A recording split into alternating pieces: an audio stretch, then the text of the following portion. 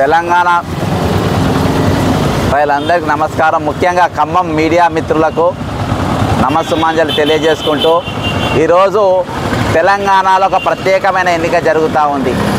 ఆ ప్రత్యేకమైన ఎన్నిక జరగడానికి కారణం పల్లా రాజేశ్వరరెడ్డి గారు సిట్టింగ్ ఎమ్మెల్సీ, మరి ఈరోజు జనగాం ఎమ్మెల్యేగా ఉండడం వల్ల వచ్చినటువంటి ఎన్నిక.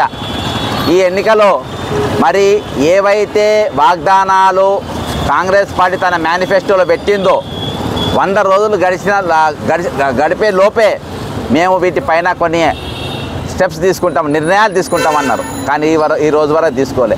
ఈరోజు 2 లక్షల పోస్ట్ అన్నారు. ఆ 2 లక్షల పోస్ట్ ఏందో కనీసం review meeting, department wise review meeting కూడా జరగలే.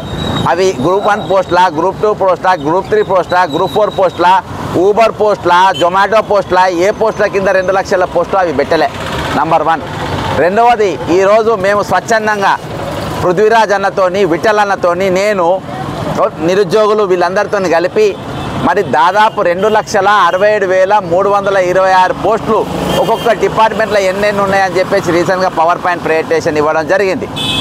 కానీ ప్రభుత్వం అంత యంత్రాంగం పెట్టుకొని చీఫ్ సెక్రటరీ ఉంటారు, పోలీస్ పటేల్ ఉంటారు, పోలీసులు ఉంటారు, డీజీపీలు ఉంటారు, చీఫ్ సెక్రటరీ ఉంటారు, ప్రిన్సిపల్ సెక్రటరీ ఉంటారు, ఇంత పెద్ద వ్యవస్థ ఉంటుంది. కానీ కనీసం ఎన్ని పోస్టులు ఉన్నాయి, ఎన్ని ఉన్నాయి చేయలేదు. ఒక 753 పోస్టులు తీసే వరకు మొసొచ్చింది.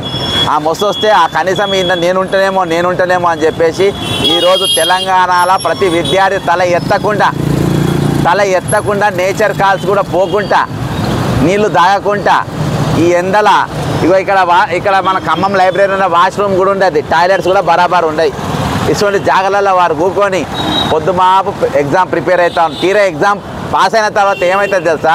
రీసెంట్గా ఏఈ పోస్టులు ఉన్నాయి, 1584 పోస్టులు 2024 పడ్డాయి. దాని మీద కోర్టు కేసులు, ఆ కేసులు, ఈ కేసులు అన్నీ అయిపోయినాక, సర్టిఫికేట్ వెరిఫికేషన్ అయిపోయినాక ఆర్డర్ ఇవ్వని కూడా పానం ధరిస్తలేరు. వాళ్ళకు ఇవాళ దాకా ఆర్డర్ ఇవ్వలేదు, సర్టిఫికేట్ వెరిఫికేషన్ ఇవాళ దాకా వాళ్ళు ఆకాశం దిక్కు చూసుకుంటూ కూర్చుంటారు. 2 సంవత్సరాలు అయిపోయింది. అంటే ఈ విధంగా 46 జీవో పట్టుకొని వచ్చి 150, 145, 130 మార్కులు వచ్చిన వాళ్ళకు నౌకర్లు రాలేదు, 50 మార్కులు వచ్చిన వాళ్ళకి నౌకరు వచ్చింది. 50 మార్కులు వచ్చిన నౌకరు అంటే ఎందుకు ఇచ్చిందో తెలుసా? వాళ్ళు రేవంత్ రెడ్డి అసలు ఈయన కూడా 46 జీవో కింద ముఖ్యమంత్రి అయినాడు. కాబట్టి 46 జీవో ఏంటంటే అర్హత లేనోళ్ళు నౌకర్లు సంపాదించేటోళ్ళు 46 జీవో వాళ్ళ కోసం తెచ్చిండ్రు. 50 మార్కులు, 45 మార్కులు, 35 మార్కులు, 60 మార్కులు వచ్చిన వాళ్ళకి ఇస్తారు. దేహ దారుణ్యం ఉండదు, ఫిజికల్ ఫిట్నెస్ ఉండదు వాళ్ళకి. ఏం ఆ ఫిట్నెస్ లేని వాళ్ళు మంత్రులు, ఎమ్మెల్యేలు కూడా కావచ్చు. ఆ కోవల రేవంత్ రెడ్డి గారు 46 జీవో కింద ముఖ్యమంత్రి అయ్యిండు. దాని కిందనే ఈరోజు వాళ్ళను ఈరోజు ఎన్నికలు ఉన్నాయి కాబట్టి వాళ్ళని ఏదో అయాన భయాన చేసే ప్రయత్నం చేస్తూ ఉన్నారు. ఈరోజు వీళ్ళ నిరుద్యోగుల గొంతు వినిపించడానికి ఈరోజు TSPS క్వశ్చన్ పేపర్ లీకేజ్ పైన నేను హైకోర్టులో నా పిటిషన్ ఇయాల్టి కూడా లైవ్లో ఉంది, నడుస్తూ ఉంది. రేపు నిరుద్యోగుల గలమిపుతాడు. ఈరోజు కేసీఆర్ అంతి ప్రభుత్వం మీద 179 కేసులు వేసిండు. కాళేశ్వరం కానీ, మిషన్ భగీరథ కానీ, మిషన్ కాకతీయ కానీ, ప్రతి కేసు ధరణి కానీ ప్రతి కేసు ఈయన వేసిండు. రేపటి దినాన వీళ్ళ తరపున నిలబడతారేమో, తెలంగాణ ఒక మహాయుద్ధం జరగబోతుందేమో, తెలంగాణ నిరుద్యోగులు రేపు యువతరం రేపు రోడ్డు ఎక్కబోతుందో ఏమో, రేపు మా మీద కన్ను ఎర్ర చేస్తారో ఏమో. కాబట్టి ఇసొంటోడు గెలవద్దని చెప్పేసి ఈరోజు రేవంత్ రెడ్డి గారు ఒక శిఖండిని నిలబెట్టిండ్రు. నిరుద్యోగుల పేర్లు చెప్పుకొని నిరుద్యోగుల పేర్ల పైన ఓట్లు అడుక్కొని తిరుగుతూ ఉంటారు. నాకేం ఫరక్ పడది. అదే కాకుండా అయినా కానీ ఈయననే గెలిచేటట్టుగా ఉన్నాడని చెప్పేసి మళ్ళా నిరుద్యోగులకు సపోర్ట్గా వస్తుందని ఆలోచనతో ఈరోజు నిరుద్యోగ పార్టీ బాజాప్తా వాళ్ళ అభ్యర్థత్వాన్ని రద్దు చేసుకొని నాకు మద్దతుగా వాళ్ళు నిలబడ్డారు.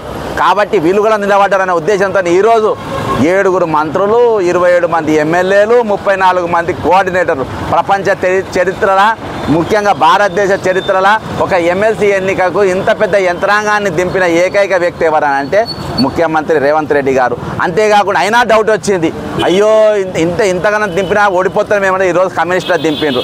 కమ్యూనిస్ట్ ఈరోజు తోకా పార్టీ అయిపోయింది. ఓ రోజు పెద్ద పార్టీ ఉండేది, ఓ రోజు ఉద్యమాలు చేసిన పార్టీ, భూస్వాముల వ్యతిరేకంగా కొట్లాడిన పార్టీ ఈరోజు తోకా పార్టీ అయి ఒక బ్లాక్ మెయిలర్కు నాకు ఓటు వేయకుండా నేను చచ్చిపోతా, నాకు ఓటు వేయకుండా నేను శ్మశానానికి పోతా అని బ్లాక్మెయిల్ చేసే రేవంత్ రెడ్డికి ఆయనతో ఉన్నటువంటి ఇటువంటి స్టేట్మెంట్లు ఇప్పిస్తున్న తీర్మాన్ మల్లయ్యను దగ్గర ఉండి స్టేట్మెంట్లు ఇప్పిస్తుంది. రేవంత్ రెడ్డి చెప్తే ఇచ్చిన స్టేట్మెంట్ శ్మశానానికి నాకు ఓటు వేయకుండా శ్మశానానికి పోతా అని ఇప్పించిన స్టేట్మెంట్ రేవంత్ రెడ్డి గారు దగ్గర ఉండి ఇప్పించిన స్టేట్మెంట్.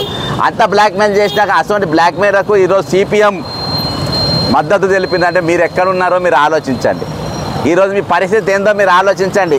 కాబట్టి ఈరోజు నిరుద్యోగుల తరపున మీరు నిలబడాలి, భూమి కోల్పోతున్న వారి తరపున నిలబడాలి, దగా పడుతున్న వారి వ్యవస్థ పైన మీరు నిలబడాలి. ఇవన్నీ నిలబడకుండా ఈరోజు మీరు ఎక్కడ ఉన్నారనేది ఆలోచించుకోవాలి.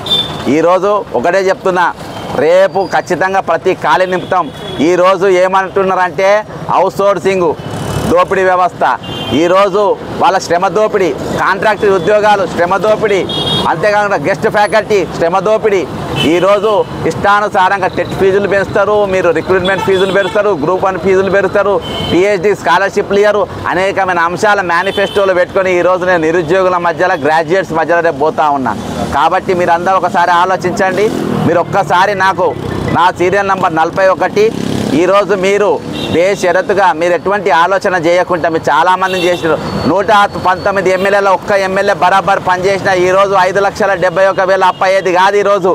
కాబట్టి నేను ఎమ్మెల్సీగా, నేను ఎమ్మెల్యేలు అయితే అవకాశం లేదు, ఎమ్మెల్సీగా చేసిన ఖచ్చితంగా ఈ రాష్ట్రంలో యువతరాన్ని అందరినీ కూడా ఈరోజు రాష్ట్రానికి ఉన్న గొప్ప సంపద అంటే మామూలుగా మన సహజ వనరులు ఉంటాయి, సహజ వనరులు మొత్తం మింగేసారు. ఈరోజు గుట్టలు లేవు, రాళ్ళు లేవు, బాయిలు లేవు, పెద్ద పెద్ద చెట్లు లేవు, 500 సంవత్సరాలు ఉన్న చెట్లు కూడా కొట్టిపడేసారు.